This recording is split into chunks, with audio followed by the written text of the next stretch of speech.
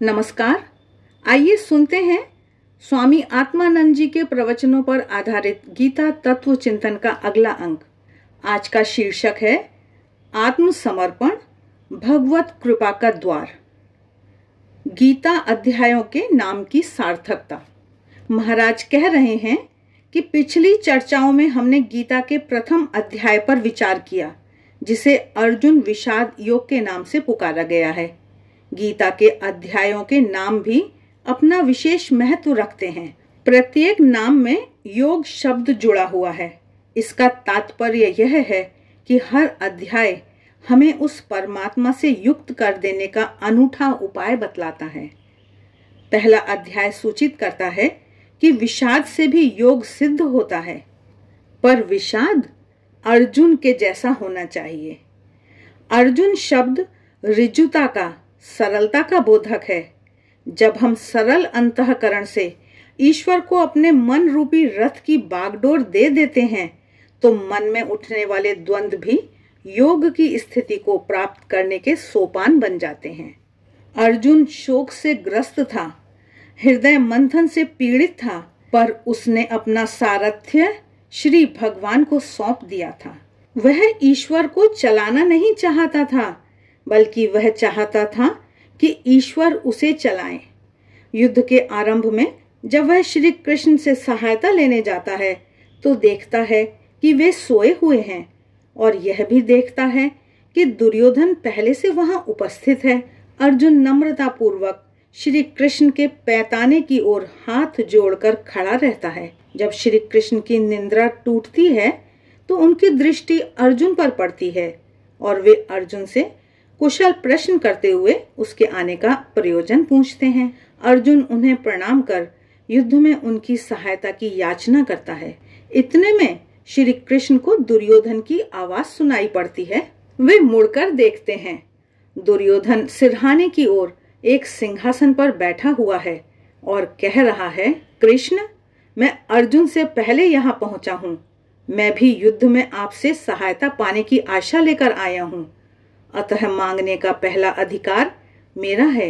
महाभारत के उद्योग पर्व में आता है कि भगवान श्री कृष्ण उत्तर में कहते हैं, राजन, इसमें संदेह नहीं कि आप ही मेरे यहाँ पहले आए हैं, परंतु मैंने पहले कुंती नंदन अर्जुन को ही देखा है।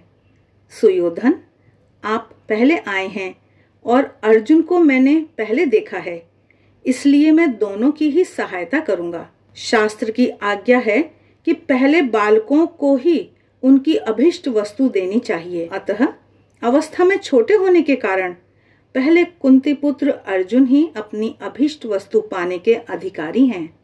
मेरे पास गोपों की एक विशाल सेना है, जो सब के सब मेरे जैसे ही बलिष्ठ शरीर वाले हैं।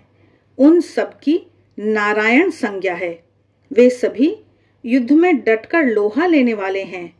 एक ओर तो वे दुर्धर्ष सैनिक युद्ध के लिए उद्यत रहेंगे, और दूसरी ओर मैं अकेला ही रहूंगा, परंतु मैं ना तो युद्ध करूंगा और ना कोई शस्त्र ही धारण करूंगा।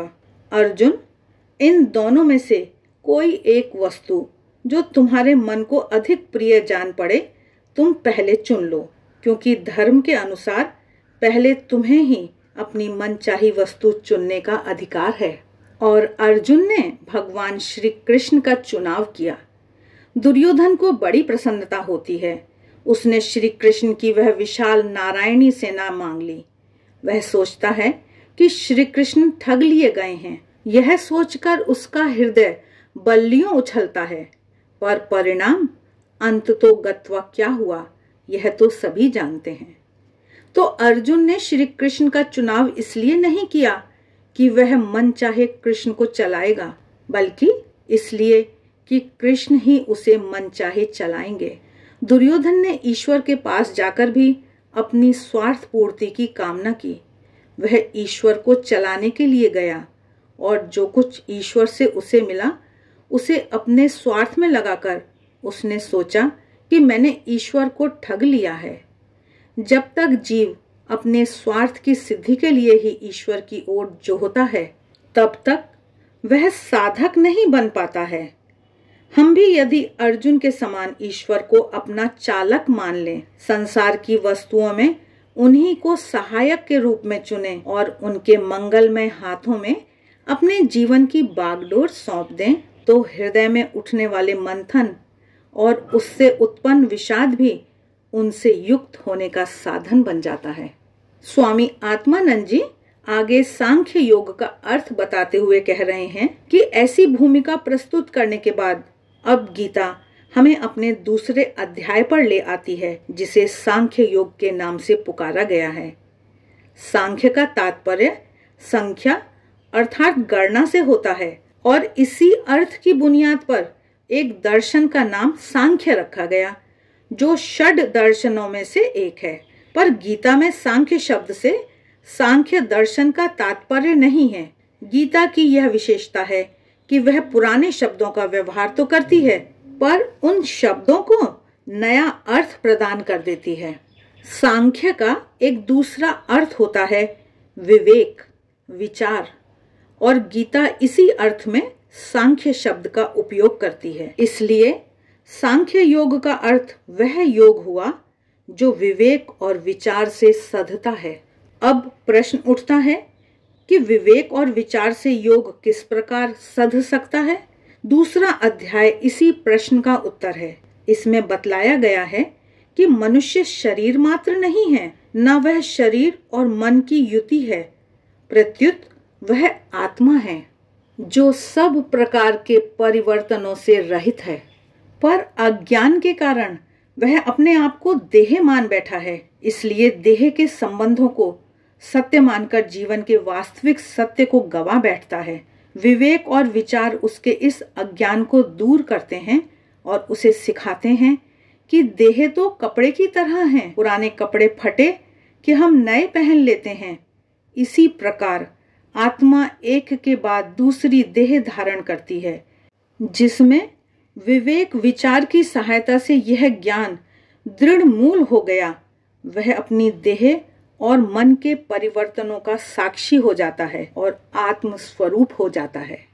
यही सांख्य योग की चरम स्थिति है, जिसे इस अध्याय में स्थित प्रज्ञता के नाम से पुकारा गया है। अर्जुन को श्री भगवान सबसे पहले इसी आत्मज्ञान का उपदेश देते हैं। अर्जुन अपनी देह और देह के संबंधों को इतना सत्य मान बैठा है कि युद्ध नहीं करने की बात करता है। एक ओर वह वर्ण संकरता और उससे उत्पन्न होने वाले दोषों की चर्चा कर अपने ज्ञान को प्रदर्शित करता है, तो दूसरी ओर शोक से पीड़ित हो आंसू बहाता हुआ भिक्षा द्वारा जीवन यापन की बात कहता हुआ अपने अज्ञान को ही प्रकट करता है। श्री भगवान उसके इसी अज्ञान पर नश्तर चलाना चाहते हैं। वे अज्ञान के साथ किसी प्रकार का समझौता नहीं करते। अर्जुन की दुखी मनस्थिति का राजा धृतराष्ट्र के समक्ष चित्रण करते हुए दूसरे अध्याय के प्रथम श्लोक में संजय उवाच तम तथा कृपयाविष्टम अश्रुपूर्ण कुलेक्षणम विषिदन्तमिदं वाक्य मुवाच मधुसूदनः। अर्थात संजय बोला, इस तरह आंसू भरे कातर नेत्रों से युक्त करुणा से घिरे हुए उस शोकातुर अर्जुन से भगवान मधुसूदन यह वचन कहने लगे। आगे महाराज अर्जुन की कातरता और श्री कृष्ण की फटकार पर अपने विचार प्रकट करते हुए कह रहे हैं कि अर्जुन करुणा से आविष्ट हो गया है, घिर गया है। करुणा के प्रवाह में उसने अपने आप को डाल दिया है, इसलिए करुणा अपनी इच्छा अनुसार अर्जुन में प्रतिक्रियाएं उठा रही है। एक स्थिति वह है जब मनुष्य अपने में करुणा को उठने देता है। ऐसी दशा में करुणा का वेग उसके वश में होता है। वह करुणा की प्रतिक्रिया को सीमा से बाहर नहीं जाने देता। ऐसी करुणा मनुष्य को हानि नहीं करती, बल्कि इस करुणा के द्वारा वह दूसरों का कल्याण करने में समर्थ होता है। पर अर्जुन की स्थिति भिन्न है। उसने मानो अपने को करुणा के सुपुर्द कर दिया है, अतः उसकी आंखें कातर हैं और आंसुओं से भरी हुई हैं। वह शोकाकुल है। यह मानो एक प्रकार की मूर्छा है, हिस्टीरिया के फिट के समान है। जब किसी व्यक्ति को हिस्टीरिया का दौरा पड़ता है तो वह ऐसा ही हो जाता है और उल्टी पुल्टी बातें करने लगता है। बड़े बूढ़े लोग इसका एक अचूक निदान बतलाते हैं, वह यह कि ऐसे समय रोगी को जोरों से डांटा जाए। इससे हिस्टीरिया का दौरा अगर ना रुके तो उसकी तीव्रता अवश्य कम हो जाती है। भगवान कृष्ण उत्तम वैद्य हैं। उन्होंने समझ लिया कि अर्जुन को क्या हो रहा है और वे उचित औषधि का निदान करते हैं। दूसरे अध्याय के दूसरे श्लोक में भगवान श्री कृष्ण बोले, हे अर्जुन, ऐसे विषम समय में यह आर्यों को शोभा न देने वाला, स्वर्ग का विरोधी और अपकीर्ति करने वाला मोह तुझ में कहां से आ गया? भगवान कृष्ण अर्जुन को झटका देते हैं। अर्जुन मोह के कारण दुर्बल चित्त हो गया है, इसलिए उसका उचित अनुचित ज्ञान नष्ट हो गया है। जिस बात को प्राथमिकता देनी चाहिए उसे वह गौण बना देता है और जो बात गौण रहनी चाहिए उसे प्राथमिकता प्रदान करता है। वर्ण संकरता से उत्पन्न जो दोष उसने गिनाए उन्हें भगवान ने काटा नहीं। इसका तात्पर्य यह है कि एक विशिष्ट संदर्भ में ये बातें सत्य हो सकती हैं, पर आज के इस युद्ध रूपी कर्तव्य के संदर्भ में नहीं। अर्जुन युद्ध करने के लिए आया था और अचानक वह युद्ध को घोर कर्म, पाप कर्म मानने लगता है, पर उसे सोचना चाहिए कि यदि वह युद्ध को छोड़कर चला जाए तो क्या वह भी एक पाप कर्म न होगा? यदि वह युद्ध ना करे तो अपकीर्ति कमाने के अतिरिक्त वह कर्तव्य से विमुख होने के कारण पाप का भागी तो होगा ही, साथ ही अधर्म के उत्थान का कारण बनेगा। सत्ता अधर्मी दुर्योधन के हाथ में चली जाएगी और वह निरंकुश शासक हो जाएगा। फिर जिस राज्य में अधर्म का बोलबाला हो उसके पतन का क्या कहना? जब पांडवों के सामने भरी सभा में पितामह भीष्म, गुरु द्रोणाचार्य तथा पिता धृतराष्ट्र की उपस्थिति में दुर्योधन अपने ही घर की बहू द्रौपदी का कल्पनातीत अपमान करने पर उतारू होता है, फिर भी कोई प्रतिकार का एक शब्द तक नहीं कहता, तो इससे बढ़कर अधर्म की और क्या कल्पना की जा सकती है? ऐसे अधर्मियों को बिना विरोध के शासन करने देना क्या बहुत बड़ा पाप न होगा? वर्ण संकरता का दोष केवल कुल की ही हानि कर सकता है और वह भी एक सीमा के भीतर, पर अधर्म का यह विष सारे समाज को खत्म कर देगा, मानवता को जड़ से मिटा देगा। इसीलिए श्री भगवान कड़े शब्दों में अर्जुन की भर्त्सना करते हैं। जिसे अर्जुन ने ज्ञान समझा था, श्री कृष्ण उसे कश्मल की अर्थात मैल की संज्ञा देते हैं। ऐसा मैल अनार्यों द्वारा ही सेवित होता है। यहाँ पर अनार्य शब्द किसी मानव वंश का द्योतक नहीं है। आर्य का अर्थ होता है श्रेष्ठ। ऋग्वेद में एक मंत्र आता है जिसके अनुसार धार्मिक विद्वान और श्रेष्ठ जनों का नाम आर्य है तथा इनसे विपरीत जनों का नाम दस्यु है। मनुस्मृति भी बताती है कि संयमी और आचारवान माता पिता से उत्पन्न संतान आर्य कहलाती है। इसके विपरीत जो काम वासना के फलस्वरूप उत्पन्न होते हैं, जिनके माता पिता संयम और आचार से रहित हैं, ऐसे लोग अनार्य की कोटि में आते हैं। आर्यजन विवेक से युक्त होते हैं। अर्जुन अपने विवेक को छोड़ बैठा है, इसलिए श्री कृष्ण उसे धिक्कारते हैं। कहते हैं, अनार्यों के जीवन में दिखाई देने वाला ऐसा कश्मल ऐसे अनुपयुक्त समय में तेरे मन में कैसे उत्पन्न हुआ? यहाँ तो बल की, शौर्य की बात तेरे मन में उठनी थी।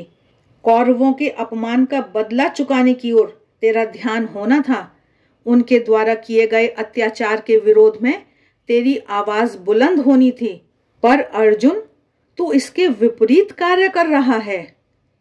क्लैव्यम मा स्मः गमः पार्थ नै तत्त्वयुपपद्यते शूद्रम हृदय दौर्बल्यम त्यक्त्वोत्तिष्ठ परंतप। अर्थात, हे पार्थ, नपुंसकता को मत प्राप्त हो। यह तुझ में शोभा नहीं देती। हे शत्रुतापन, हृदय की इस क्षुद्र दुर्बलता को त्याग कर उठ खड़ा हो। अर्जुन का इससे अधिक तिरस्कार और क्या हो सकता है कि उस गांडीवधारी को श्री कृष्ण ने नपुंसक कह दिया। अर्जुन जिसे दया और करुणा समझता है, उसे भगवान ने हृदय की दुर्बलता ठहरा दिया। ऐसा प्रतीत होता है कि अर्जुन के मन में दो प्रकार का भय काम कर रहा है। एक है पाप का भय और दूसरा है हारने का भय। अर्जुन सोच रहा है कि स्वजनों और पूज्य गुरुजनों की हत्या से मुझे भीषण पाप लगेगा। इसके साथ ही उसके मन के किसी अज्ञात कोने में कौरवों से हार जाने का डर भी अपनी प्रतिक्रियाएं उत्पन्न कर रहा है। भले ही प्रकट में अर्जुन हार जाने की बात नहीं कहता, पर जानता है कि उसके पास मात्र 7 अक्षौहिणी सेना है, जबकि शत्रुओं के पास 11 अक्षौहिणी। वह यह भी अच्छी तरह जानता है कि कौरवों की ओर से भीष्म पितामह, द्रोणाचार्य और कर्ण जैसे महारथी युद्ध करने के लिए खड़े हैं। भय का यह द्विविध प्रवाह उसके मन में कायरता को जन्म दे देता है, जिसे वह स्वीकार करना नहीं चाहता, और इसलिए अपनी कायरता को वह धर्म की आड़ में ढकना चाहता है। हम भी तो ऐसा ही करते हैं। जहां हमारी आसक्ति होती है, वहां हम कमजोर हो जाते हैं। अपनी कमजोरी को हम स्वीकार करना नहीं चाहते। हम उस पर एक सुंदर सा आवरण डालने का प्रयास करते हैं। जो बलि के रूप से प्रसिद्ध हैं, वह यदि किसी कारण से डर जाएं, तो कभी भी अपने भय को वह प्रकट नहीं होने देगा। वह अपनी भय की वृत्ति पर मुलम्मा चढ़ाएगा। अर्जुन ठीक ऐसा ही करता है। अपनी कायरता को दया और करुणा के मुलम्मे में ढक देना चाहता है। पर भगवान कृष्ण अंतर्यामी हैं। वे अर्जुन की मनस्थिति को भांप लेते हैं और उसके यथोचित उपचार की व्यवस्था करते हैं। इस प्रकार का रोग तब तक दूर नहीं होता जब तक रोगी अपने इस रोग को स्वीकार न कर ले। ऐसे रोग के निदान का पहला सोपान यह है कि रोगी जान ले कि वह इस रोग से ग्रस्त है। श्री भगवान की धिक्कार भरी वाणी अर्जुन को अपने मानसिक रोग के प्रति जागरूक बना देती है। श्री भगवान जब उससे कहते हैं कि तू हृदय की इस क्षुद्र दुर्बलता को त्याग कर उठ खड़ा हो, ऐसी कायरता तुझे सुहाती नहीं, तो अर्जुन का मोहावसन्न मन कुछ कसमसाता है। अर्जुन ने अपनी बातें सुनाकर श्री कृष्ण की सहानुभूति पाने की आशा की थी।